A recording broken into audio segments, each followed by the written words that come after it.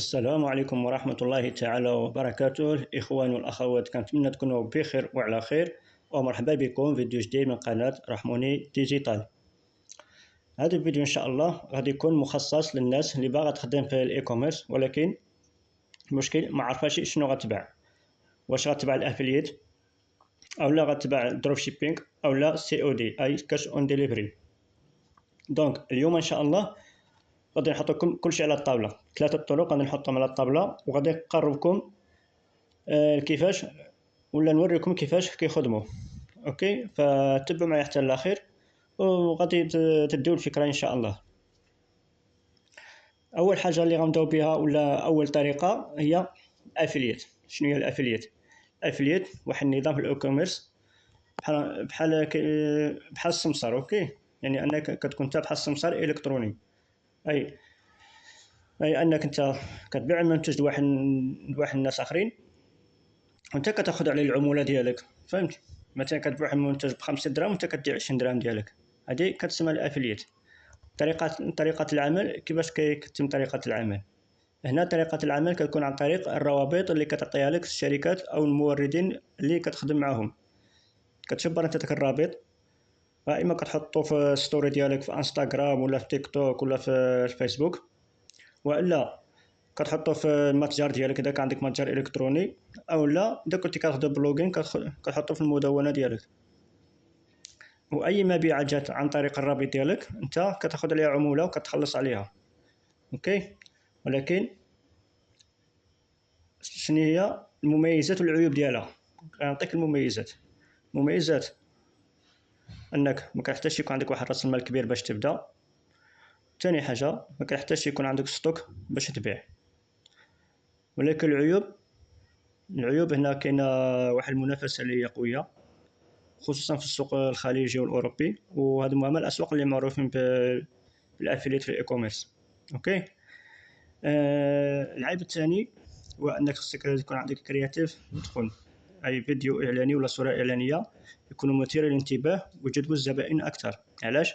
حيت انت الهدف ديالك مع الزبائن، كما جبت الزبائن اكثر الا كيكون عندك واحد الفرصه انك باش تبيع المنتج ديالك او السيرفيس ديالك. اوكي، دوزو الطريقه الثانيه اللي هي الدروب شيبينغ. شنو هو الدروب شيبينغ؟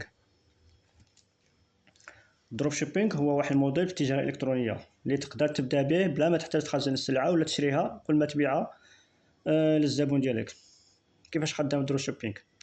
كتفتح واحد ستور الكتروني ولا متجر الكتروني كما كنقولوا، بحال شوبيفاي ولا ووكوميرس ولا يوكان. كتخدم مع الموردين بحال علي اكسبريس ولا علي بابا، ياك؟ وكاين بزاف د المواقع.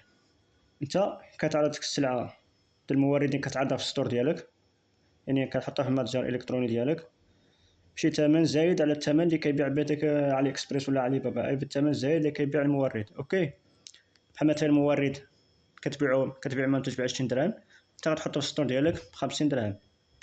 وهنا كيكون الربح ديالك هو الفرق بينك بين الثمن اللي كتبيعو انت والثمن اللي كيبيعو المورد. اوكي، هنايا الزبون ملي كيجي كيدي من عندك المنتج ديالك، المورد كيصيفطو له،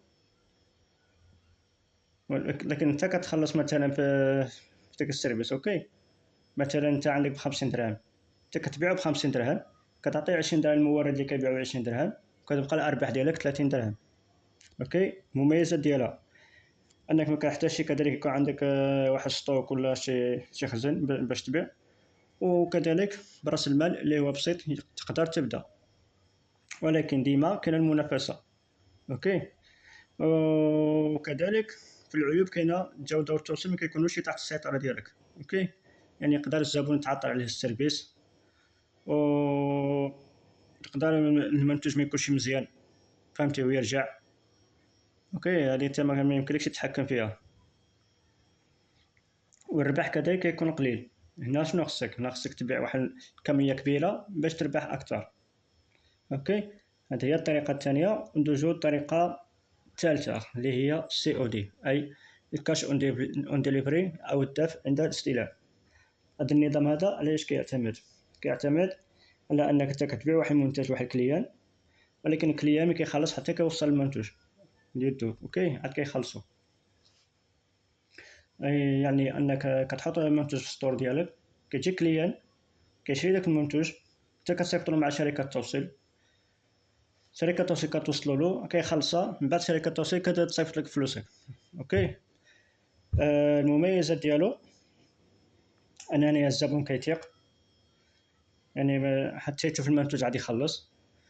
الميزه الثانيه انك تقدر تبيع في المناطق القرويه، خصوصا الناس اللي ما عندهمش الحساب بنكي ولا ما عندهمش البطاقه البنكيه باش يخلصوا ياك. وكذلك ما كتحتاج شي واحد راس المال اللي هو كبير بزاف، فهمتي؟ يعني تقدر تبدا بواحد راس المال اللي هو قليل. العيوب ديالها العيوب ديالها انك في كاين العيب. العيب هي هو ان المشكل ملي كتجيك في واحد القريه اللي هي بعيده بزاف. اوكي، هنا الشركه التوصيل كترفض انها تسرب لك داك المنتوج ديالك. العيب الثاني هو انك انت كتصيفط للزبون المنتوج ولا السلعه ديالو، لكن ملي كتوصل له ما كيطفي التليفون، يعني ما كيجاوبش، ما كيستقبلش داك المنتوج. اوكي. هنا انت كتخسر الروتور ديالك مع شركه التوصيل، يعني شركه التوصيل الطريق اللي غضرب مثلا ملي توصل البرودوي وترجعو، يعني انت كتخلص. اوكي. بحال بعتو ولا ما بعتش، انت كتخلص شركه التوصيل.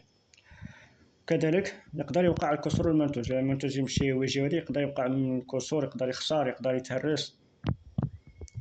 هذه هي العيوب ديال الكاش اون ديليفري او الدفع عند الاستلام.